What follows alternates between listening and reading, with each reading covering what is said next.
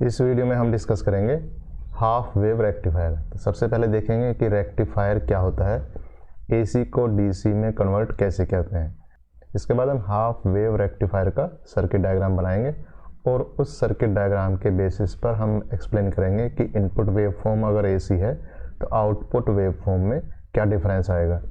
उस output wave form के लिए हम एवरेज करंट की वैल्यू निकालेंगे और उसे हम कहेंगे डीसी करंट। इसके बाद हम आरएमएस वैल्यू निकालेंगे करंट की कि आरएमएस वैल्यू कितनी होगी।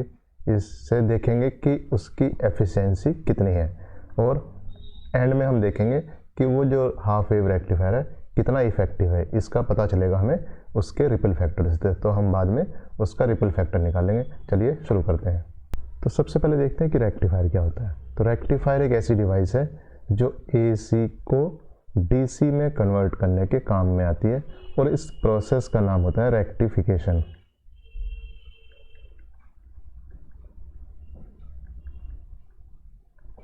एसी का मतलब है उसमें दोनों डायरेक्शन में करंट का फ्लो होगा, या कह सकते हैं इस तरीके से सिनुसॉइडल होगा। और डीसी का मतलब है डायरेक्ट करंट, या एक ही तरफ का फ्लो होगा। तो हमारे पास एक डिवाइस है जिसे हमने अभी स्टडी किया है, तो ये डिवाइस का नाम है डायोड। तो डायोड में चूंकि इस तरफ करंट का फ्लो हो जाता है और इस तरफ करंट का फ्लो नहीं होता, तो इसका मतलब ये डिवाइस काफ़ी यूजफुल है। तो इसी डिवाइस को यहाँ पर यूज करके हम क्या बना सकते हैं, ये रेक्टिफायर बना सकते हैं। तो रेक्टिफायर में डायोड को एज रेक्टिफायर हम यूज करेंगे क्योंकि ये वॉल्व की तरह काम करेगा। एक तरफ तो करंट को जाने देगा लेकिन उसके अपोजिट डायरेक्शन में करंट को जाने नहीं देगा।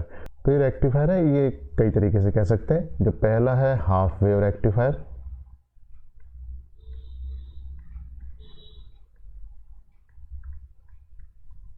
दूसरा जो टाइप है उसे कहेंगे फुल वेव रेक्टिफायर,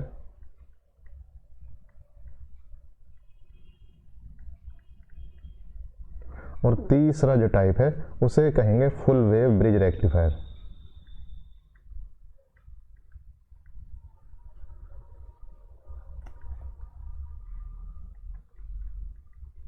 या इसे सिर्फ हम ब्रिज रेक्टिफायर भी कह सकते हैं, ये हटा सकते हैं। मतलब एक हाफ वेव हुआ, एक फुल वेव हुआ। फुल वेव में भी सिंपल सर्किट है और एक ब्रिज सर्किट है।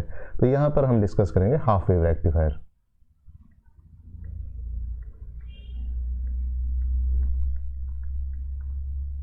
तो सबसे पहला काम है कि हाफ वेव रेक्टिफायर का सर्किट बनाना। तो हाफ वेव रेक्टिफायर का सर्किट बनाने के लिए सबसे पहले हम क्या लेंगे, एक ट्रांसफार्मर लेंगे जिससे हम उस वोल्टेज को कम करेंगे। जो एसी की वोल्टेज हमें सप्लाई दी हुई है वहां हम उसे कम कर देंगे।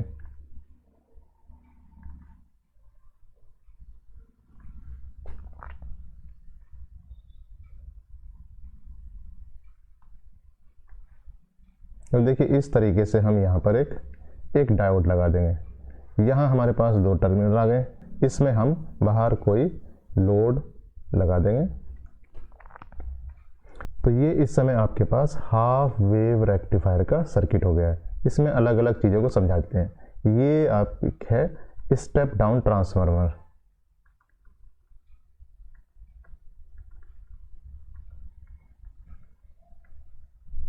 और ये है डायोड। इस डायोड का इधर पी साइड है और इधर ये एन साइड है। ये है लोड जिसे आरएल कह सकते हैं। अब हम देखते हैं इसमें क्या क्या इनपुट और क्या आउटपुट होगा। देखिए अगर हम यहाँ पर ये इनपुट देंगे, मतलब एसी यहाँ पर लगाएंगे, तो एसी का इनपुट कुछ इस तरीके से होगा। तो यहाँ क्या होगा, यहाँ आउटपुट हम यहाँ बना देते हैं। तो आउटपुट कैसा होगा, तो यहाँ देखिए जब ये पॉजिटिव वाला साइकिल होगा तो इस पॉजिटिव वाले साइकिल में ये वाली साइड प्लस होगी और ये वाली साइड माइनस होगी। या कह सकते हैं ट्रांसफार्मर की, तो यहाँ भी ये वाली साइड प्लस है और ये वाली साइड माइनस है। जब ये साइड प्लस होगी तो डायोड कैसे होगा, ये फॉरवर्ड बायस में होगा। डायोड के फॉरवर्ड बायस का मतलब है कि वहाँ पर डायोड का रेजिस्टेंस लगभग 0 होगा और वो करंट का फ्लो आसानी से होगा। तो इसमें करंट का फ्लो हो जाएगा। इसमें करंट का फ्लो होगा तो उसे हम ऐसे बना सकते हैं। तो ये कहाँ से कहाँ तक होगा, जब ये साइकिल पॉजिटिव होगा। नेगेटिव साइकिल के लिए बाद में भी डिस्कस करेंगे। तो पॉजिटिव साइकिल के लिए करंट का फ्लो इस ढंग से होगा। तो या तो करंट बनाएंगे तब भी इसी शेप की आएगी, और ये हम अगर इसे पोटेंशियल बनाएंगे लोड पर तब भी यही शेप आएगा। लेकिन जब ये नेगेटिव साइकिल होगा तो नेगेटिव साइकिल के बनाने के लिए अगर हम नेगेटिव साइकिल कहें तो यहाँ ये प्लस होगा और ये माइनस होगा, ये प्लस होगा ये माइनस होगा, और जब ये माइनस होगा इस साइड ज़्यादा प्लस होगी तो डायोड को कहेंगे हम किस में हो जाएगा, रिवर्स बायस में हो जाएगा। तो डायोड रिवर्स बायस में होने का मतलब है कि यहाँ पर करंट की वैल्यू लगभग 0 हो जाएगी। तो यहाँ करंट की वैल्यू कितनी हो जाएगी, 0। कहाँ से कहाँ तक, यहाँ से लेके यहाँ तक। तो यहाँ से लेके यहाँ तक करंट की वैल्यू कितनी होगी, 0 हो गई। उसके बाद फिर से क्या होगा, पॉजिटिव साइकिल आएगा, तो पॉजिटिव साइकिल में फिर से करंट आ जाएगा, नेगेटिव में फिर 0 हो जाएगा। तो इस तरीके से वैल्यू हो जाएगी। यहाँ देखिए यहाँ से यहाँ तक ये एक साइकिल है, इसका मतलब ये 2 पाई है, तो ये पाई है और ये 3 पाई होगा यहाँ पर, और ये 4 पाई होगा। इसके करस्पॉन्डिंग यहाँ बना देते हैं, ये है 0, ये पाई, 2 पाई और ये 3 पाई, यहाँ ये 4 पाई होगा। तो इस तरीके से हमने क्या देखा कि यहाँ डायोड लगाने से जो बाई डायरेक्शनल करंट था, यानी कि करंट की डायरेक्शन प्लस में थी नेगेटिव में भी थी, यहाँ सिर्फ ये पॉजिटिव वाली साइकिल रह गया, नेगेटिव वाला साइकिल एलिमिनेट हो गया है। तो हमने इस रेक्टिफायर को क्या कहा, हाफ वेव रेक्टिफायर कहा, क्योंकि इसने आधी वेव को रेक्टिफाई कर दिया है। अब देखते हैं मैथमेटिकली इसे कैसे करते हैं। तो देखिए ये जो आप इक्वेशन है इसको हम लिख देते हैं। तो इसकी इक्वेशन अगर हम लिखना चाहें तो करंट की वैल्यू इसमें हो जाएगी I = I0 sine omega T. ये क्या है, ओमेगा टी है, और ये है करंट की वैल्यू। यहाँ कहीं करंट की मैक्सिमम वैल्यू है। तो इसमें पहली बात तो ये है कि ये पूरा जो साइकिल था उसका ही आधा पार्ट है, या कह सकते हैं इक्वेशन वही होगी। तो आधा पार्ट में वही इक्वेशन है I0 साइन ओमेगा टी, और आधे पार्ट में 0 है। इसका मतलब इसे ऐसे भी कह सकता हूँ कि I की value I0 sine omega T है और I की वैल्यू 0 है। I0 साइन ओमेगा टी कहाँ है, ये 0 से ओमेगा टी अगर लेस देन पाई है, और ये पाई से कहाँ तक है, ये 2 पाई तक है। तो ये इसकी इक्वेशन बन जाती है। I0 का मतलब है कि उसमें मैक्सिमम करंट कितनी होगी। तो देखिए I0 की वैल्यू इसमें हो जाएगी E0 यानी कि वोल्ट अपॉन रेजिस्टेंस। अब यहाँ पर जो डायोड है और जो लोड रेजिस्टेंस है ये सीरीज में लगे हुए हैं। तो ये डायोड जब फॉरवर्ड में है तभी करंट का फ्लो हो रहा, तो डायोड का फॉरवर्ड रेजिस्टेंस प्लस लोड का रेजिस्टेंस, ये I0 की वैल्यू आ जाती है। तो जब हमने इस पर प्योर AC अप्लाई की थी तो उसका एवरेज वैल्यू कितनी थी, 0 थी। तो AC की पहचान है कि उसकी एवरेज वैल्यू 0 है। तो यहाँ हम इसकी एवरेज वैल्यू निकालेंगे और उसे हम कहेंगे IDC। तो IDC निकालेंगे, या हम उसे कह सकते हैं क्या कि ये एवरेज वैल्यू ऑफ करंट है। एवरेज निकालने के लिए क्या करेंगे, एवरेज निकालने के लिए देखिए क्या करेंगे, इसका टोटल निकालेंगे एक टाइम पीरियड में और उसको फिर उसके टाइम पीरियड से भाग कर देंगे। तो यहाँ देखिए यहाँ से लेके यहाँ तक की जो वेव है वही रिपीट है। इतना पार्ट फिर रिपीट करेंगे यहाँ बनेगा, इतना पार्ट आगे रिपीट करेंगे यहाँ बनेगा। इसका मतलब यहाँ से यहाँ तक ये एक टाइम पीरियड है। तो हम I एवरेज अगर निकालेंगे, IDC कहेंगे इसे या I एवरेज कहेंगे, तो यहाँ से यहाँ तक सारी वोल्टेज का सम करेंगे और उसे 2 पाई से डिवाइड कर देंगे। लेकिन यहाँ देखिए जो सम होगा वो डिस्क्रीट नहीं होगा, मतलब सम के लिए हमें इंटीग्रेशन करना होगा। तो हम कह देंगे एवरेज वैल्यू कितनी आ जाएगी, 1/2 पाई 0 to 2 पाई। सम का मतलब ये हो जाएगा कितना, ID ओमेगा टी, क्योंकि ये वेरिएबल क्या है, ओमेगा टी है। अब यहाँ से जो I की वैल्यू है ये 0 to पाई अलग है और पाई to 2 पाई अलग है। इसका मतलब ये इंटीग्रेशन 2 पार्ट में हो जाएगा। तो इस इंटीग्रेशन को ठीक से लिख लेते हैं, 1/2 पाई, एक लिख देते हैं 0 to पाई और दूसरा लिख देते हैं प्लस 1/2 पाई, पाई to 2 पाई।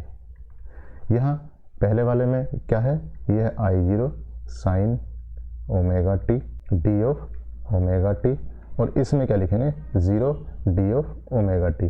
तो दूसरा वाला तो 0 हो जाएगा, और यहाँ भी हम क्या करेंगे, इस वेरिएबल को चेंज कर लेंगे। ये ओमेगा टी को हम क्या लिख देते हैं, थीटा लिख देते हैं।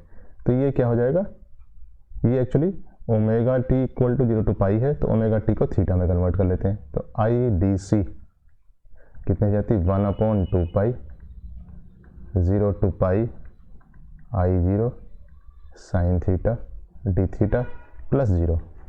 इसे आगे हम सोल्व कर लेते हैं।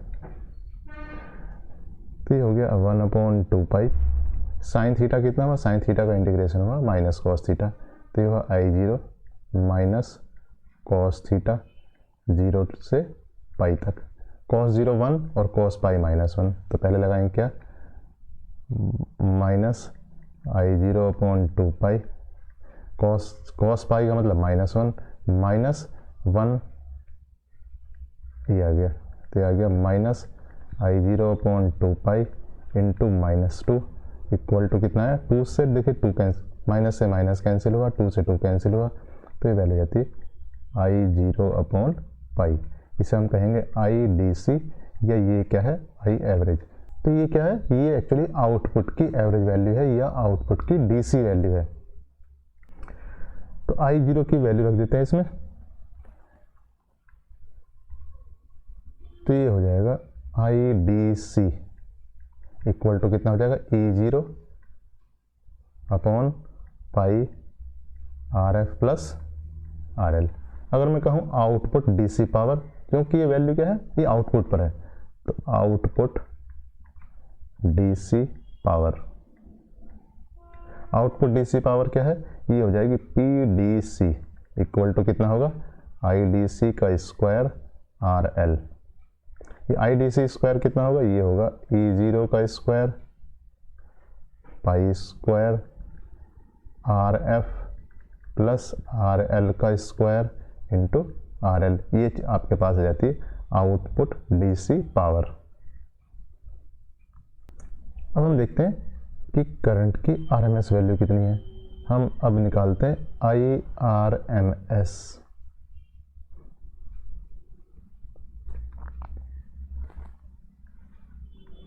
RMS का मतलब है रूट मीन स्क्वायर, तो RMS का मतलब है रूट मीन स्क्वायर। ये RMS को आप ऐसे समझ सकते हैं, अगर हमारे पास 4 चीज़ें हैं X1, X2, X3, X4 और हम उसका एवरेज निकालना चाह रहे हैं, तो उसे हम कहेंगे मीन वैल्यू। इसका मतलब चारों को जोड़कर 4 से भाग कर देंगे तो ये आ जाएगा, उसका मीन आ जाएगा। मीन का मतलब एवरेज आ जाएगा। और अगर हम कहें रूट मीन स्क्वायर निकालना है इनका, तो ये हम निकालेंगे X1 का स्क्वायर प्लस X2 का स्क्वायर प्लस X3 का स्क्वायर प्लस X4 का स्क्वायर अपॉन 4 करेंगे, तो ये आ गया। स्क्वायर करने के बाद मीन कर दिया है, मतलब स्क्वायर कर दिया, मीन कर दिया। अब इसका अंडर रूट निकालेंगे तो ये आ जाएगा, इसे हम कहेंगे रूट मीन स्क्वायर। तो इस तरीके से यहाँ करना काम। तो हमें अब आई की क्या निकालनी है, रूट मीन स्क्वायर वैल्यू निकालनी है। मतलब जो IRMS निकालने के लिए हम क्या करेंगे, पहले आई का स्क्वायर करेंगे, फिर उसके बाद उसका मीन निकालेंगे। मीन का मतलब होता है एवरेज, और उसके बाद उसका क्या करेंगे, अंडर रूट निकालेंगे, तो ये आ जाएगा IRMS। या कह सकते हैं कि हम ऐसे कह सकते हैं, दोनों तरफ का स्क्वायर कर दें तो IRMS का स्क्वायर कितना हो जाएगा, ये हो जाएगा I स्क्वायर का एवरेज। और एवरेज निकालने का तरीका वही है कि हम पहले टाइम पीरियड से डिवाइड करेंगे। टाइम पीरियड कितना है 2 पाई, और उसके बाद उसको सम कर देंगे, जो कि होगा सम इंटीग्रेशन से 0 to 2 पाई I स्क्वायर और D ऑफ ओमेगा टी। अब देखिए यहाँ पर आई की वैल्यू जो हमने लिखी थी ऊपर, वही यहाँ पर रख देंगे, तो ये हो जाएगा 1/2 पाई। 0 to पाई तक पाई की आई की वैल्यू अलग है और पाई से 2 पाई तक अलग है, तो यहाँ लिखेंगे 0 to पाई कितना हुआ, I0 square sine square omega T D of omega T plus 1/2 pi pi to 2 पाई। ये कितना हुआ, ये हो गया 0 डी ऑफ ओमेगा टी। दूसरा वाला तो कैंसिल हो जाएगा और यहाँ आ जाएगा साइन स्क्वायर ओमेगा टी, जिसे हम चेंज कर सकते हैं। ओमेगा टी को हम क्या लिख सकते हैं, थीटा। तो ये वैल्यू जाती है 1/2 pi 0 to pi I0 square sine square theta D theta. तो यहाँ इसे हम चेंज कर लेंगे। जो साइन स्क्वायर थीटा है ये actually cos 2 theta equal to 1 - 2 sine square theta, या साइन स्क्वायर थीटा को लिख सकते हैं हम कितना, हाफ कितना 1 - cos 2 थीटा, या इसे मैं कह सकता हूँ half minus half cos 2 theta. तो ये इंटीग्रेशन 2 में बढ़ जाएगा, ये हो जाएगा 1/2 पाई, और ये क्या लिख देंगे, हाफ को भी बाहर लिख सकता हूँ, half 0 to pi I0 square D theta minus 1/2 pi half 0 to पाई, और ये कितना हो जाएगा I0 square cos 2 theta D theta. तो इस तरीके से ये यहाँ ये बन गया। अब पहले वाला इंटीग्रेशन देखते हैं, उसके बाद दूसरे को सोल्व करते हैं। तो ये इंटीग्रेशन को सोल्व यहाँ कर देते हैं। तो ये कितना 1/4 पाई I0 का स्क्वायर, ये भी बाहर ले देते हैं। डी थीटा की वैल्यू जाएगी थीटा, इंटीग्रेट करके कहाँ से कहाँ तक, 0 से पाई तक। फिर ये आ गया -1/4 पाई, और ये I0 स्क्वायर भी बाहर आ जाएगा, तो इसे लिख देते हैं I0 का स्क्वायर। अब एक cos 2 थीटा का इंटीग्रेशन कर लेते हैं। cos 2 थीटा का इंटीग्रेशन हो जाता है sin 2 थीटा अपॉन 2। इसकी लिमिट्स रख देते हैं कहाँ से कहाँ तक, 0 से पाई तक। देखिए ये कितना हो जाता है, थीटा की वैल्यू यहाँ पाई रखेंगे, -0 रखेंगे तो पाई आ जाएगा, पाई से पाई कट जाएगा, तो ये हो जाएगा I0 square pi upon 4 pi minus I0 square upon 4 पाई, और ये हो जाता है sin 2 थीटा। sin 2 थीटा को पहले क्या रखेंगे आप, 2 पाई। sin 2 पाई का मतलब कितना हुआ, ये हुआ 0, तो ये हुआ 0/2 माइनस sin 0 फिर 0, तो 0/2। इसका मतलब ये दूसरा वाला टर्म क्या होगा, ये तो आपका 0 हो जाता है, पहला वाला टर्म ही बच जाता है। पहले वाले टर्म में भी पाई से पाई कैंसिल हो गया, तो ये कितना आ गया, ये आया I0 स्क्वायर अपॉन 4। ये कितना था, ये चल रहा था IRMS का स्क्वायर। इसका फिर अंडर रूट निकाल देते हैं।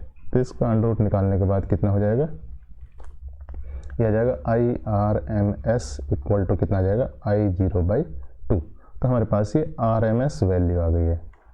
तो ये RMS वैल्यू को हम I0 की वैल्यू रख सकते हैं इसमें। तो IRMS इक्वल टू हो जाएगा कितना, E0/2 RF प्लस RL।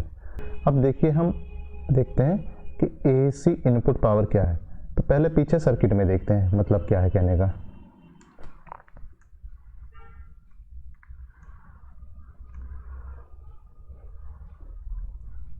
देखिए इस सर्किट में देखते हैं, इस सर्किट में गौर से देखेंगे तो ये एक्चुअली रेक्टिफायर है, मतलब यहाँ से रेक्टिफायर का इनपुट है और इस पर हम रेक्टिफायर का आउटपुट ले रहे हैं।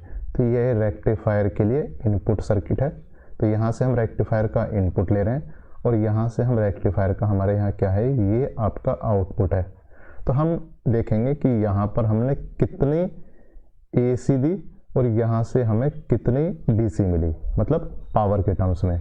तो उससे हम क्या निकालेंगे, एफिशिएंसी निकालेंगे। तो हमें एफिशिएंसी निकालने के लिए क्या चाहिए, इनपुट AC पावर चाहिए और आउटपुट DC पावर चाहिए। आउटपुट DC पावर हमने निकाल ली है। अब हम IRMS से निकालेंगे इनपुट AC पावर। चलिए वहीं चलते हैं।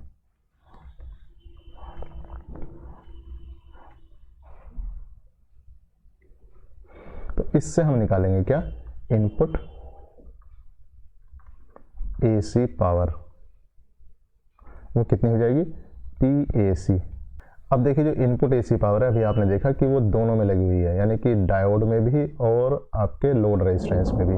इसका मतलब वो वैल्यू हो जाएगी IRMS का square into RF plus RL। तो इसका हम स्क्वायर करेंगे तो हो जाएगा E0 का स्क्वायर 4 RF प्लस RL का square into RF plus RL। अब एक पावर यहाँ पर इससे कैंसिल हो जाएगी, तो ये पावर इससे कैंसिल हो जाती है, तो ये वैल्यू जाती है कितनी, E0 का square upon 4 RF plus RL। तो ये कितनी होगी, PAC हो गई। तो हमारे पास PAC आ गया और हमारे पास पीछे PDC भी पहले से ही है। तो हम क्या निकाल देंगे, इससे एफिशिएंसी निकाल देंगे।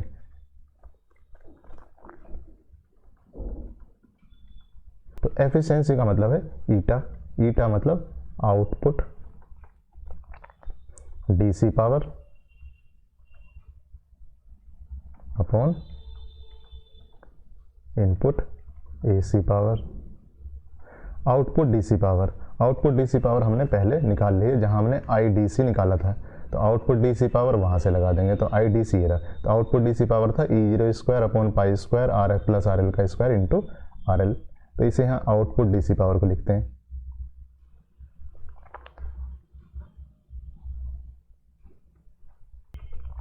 तो देखिए अभी पीछे देखा था तो आउटपुट DC पावर कितनी है, ये है E0 स्क्वायर और ऊपर ही था RL और नीचे क्या था, ये था pi square RF plus RL का स्क्वायर। और यहाँ पर ये इसको 1 अपॉन करके लगा देंगे, तो ये कितना हो जाएगा, E0 का square upon 4 RF plus RL। तो ये देखिए ये तो एक पावर इससे कट जाती है, E0 स्क्वायर भी यहाँ पर कैंसिल हो जाता है। तो यहाँ क्या बचता है, यहाँ बचता है 4 RL upon pi square RF plus RL। थोड़ा इसे मॉडिफाई कर लेते हैं, पाई स्क्वायर को ऊपर ले जाते हैं और ये RL को नीचे ले जाते हैं। तो ईटा या इफिशिएंसी की वैल्यू यहाँ पर आ जाती है 4 अपॉन पाई स्क्वायर। RL को नीचे ले जाएंगे तो एक बार 1 आ जाएगा प्लस RF अपॉन RL। तो ये 4 अपॉन पाई स्क्वायर की वैल्यू देते हैं। ये 4 अपॉन पाई स्क्वायर की वैल्यू जाएगी 0.406 upon 1 plus RF upon RL। और अगर हम ईटा को इसे परसेंटेज में लिखना चाहें तो हमें इसे 100 से मल्टीप्लाई करना होगा। तो ईटा कितने आ जाएगी, ये आ जाएगी 40.6 upon 1 plus RF upon RL। अब देखिए RF या फॉरवर्ड रेजिस्टेंस ऑफ डायोड, ये इस पर डिपेंड करेगी। अब ये है फॉरवर्ड रेजिस्टेंस ऑफ डायोड। तो ये अगर हम इसे कम से कम करेंगे तब ईटा की वैल्यू ज़्यादा आएगी। अगर हम आइडियल केस लें कि फॉरवर्ड रेजिस्टेंस 0 है तब ये इफिशिएंसी कितनी होगी, 40.6% होगी। इसका मतलब क्या हुआ कि जो हाफ वेव रेक्टिफायर है उसकी इफिशिएंसी मैक्सिमम 40.6 हो सकती है, जबकि डायोड का रेजिस्टेंस 0 होगा। और डायोड का रेजिस्टेंस 0 ना होकर कुछ होगा तो एफिशिएंसी इससे कम ही होगी। तो ये डायोड हाफ वेव रेक्टिफायर की मैक्सिमम एफिशिएंसी है कि ये 40.6%। अब देखते हैं रिपल फैक्टर।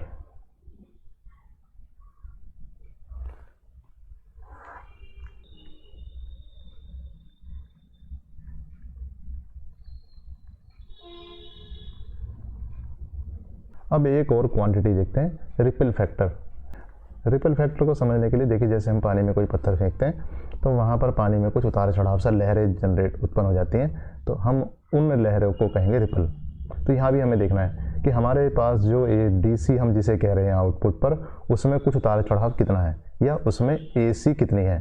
तो यहाँ जो AC और DC का फैक्टर होगा उसे हम कहेंगे रिपल फैक्टर। मतलब ये जो है ये IAC अपॉन IDC, इसे हम कहेंगे ये रिपल फैक्टर है। ये हम R से या कहीं कहीं गामा से लिखा हुआ आपको मिलेगा। तो IAC अगर हम AC कहें तो हम इसे RMS से निकाल सकते हैं। तो एक्चुअली कितनी होगी, ये हो जाएगी IRMS का स्क्वायर माइनस IDC का स्क्वायर का अंडर रूट होगी IAC, और ये हो जाएगा IDC। इसे IDC को अंदर ले जाएंगे तो ये हो जाएगा under root IRMS upon IDC का स्क्वायर माइनस 1। तो IRMS यहाँ पर पीछे हमने भी कैलकुलेट किया था, ये कितना था, ये था आपका I0 अपॉन 2, और ये IDC कितना था, ये था I0 अपॉन पाई। तो यहाँ इसका ब्रैकेट लगाएंगे, इसका स्क्वायर करेंगे, -1 लिखेंगे और ये फिर अंडर रूट लगा देंगे। I0 से I0 कैंसिल हो गया और ये हुआ आपका कितना, ये हो गया पाई स्क्वायर अपॉन 4 - 1। तो इसे कैलकुलेट करने पर ये वैल्यू देता है कितना, 1.21। मतलब रिपल की वैल्यू कितनी आ गई, 1.21। और रिपल थी क्या, रिपल थी आपकी ये था IAC अपॉन IDC, और वैल्यू कितनी आई है, ये आई वैल्यू 1.21। अब देखिए हमने AC को DC में कन्वर्ट तो कर लिया है, लेकिन हमारी जो आउटपुट वेव है उसमें अभी भी AC DC से ज़्यादा है। तो इसका मतलब ये इतना अच्छा रेक्टिफायर नहीं है, because IAC greater than IDC है। तो वैसे अगर हम प्योर DC लेंगे, अगर हम IDC को प्योर कहें तो प्योर में तो रिपल कितना होना चाहिए, 0 होना चाहिए, यानी कि ये स्थिर होनी चाहिए। तो ऐसा नहीं है, तो यहाँ पर इसका मतलब अभी हमारी रिपल काफ़ी ज़्यादा है, तो हाफ वेव रेक्टिफायर इतना अच्छा रेक्टिफायर नहीं है। एक और टर्म होता है जिसे कहते हैं peak inverse voltage, PIV, peak inverse voltage. इसका मतलब समझते हैं क्या होता है। जब हमारे पास डायोड है, उसे हमने हाफ वेव रेक्टिफायर में लगाया हुआ है। जब ये साइकिल प्लस था तो ये आपने फॉरवर्ड कहा था, और जब ये माइनस था तो आपने इसे रिवर्स कहा था। तो माइनस पर इसमें कितनी वोल्टेज लगी हुई है इसे हम कहेंगे पीक इन्वर्स वोल्टेज। तो जो आपका यहाँ पर ट्रांसफार्मर था और उस ट्रांसफार्मर की पूरी रिवर्स वोल्टेज यहाँ पर लगी हुई है, तो इसे हम कहेंगे क्या, ये पीक इन्वर्स वोल्टेज कितनी है, E0 है। तो इन्वर्स में जो वोल्टेज लग रही है वो E0 है। तो हम कह सकते हैं कि हाफ वेव रेक्टिफायर के लिए PIV इक्वल टू E0 है। ये इस काम आएगी कि कहीं डायोड में ज़्यादा रिवर्स वोल्टेज लगने से वो ब्रेक डाउन तो नहीं हो जा रहा, तो इसलिए इसका यूजफुलनेस है। तो इस तरीके से हमने हाफ वेव रेक्टिफायर के सारे पैरामीटर निकाल दिए। Thank you.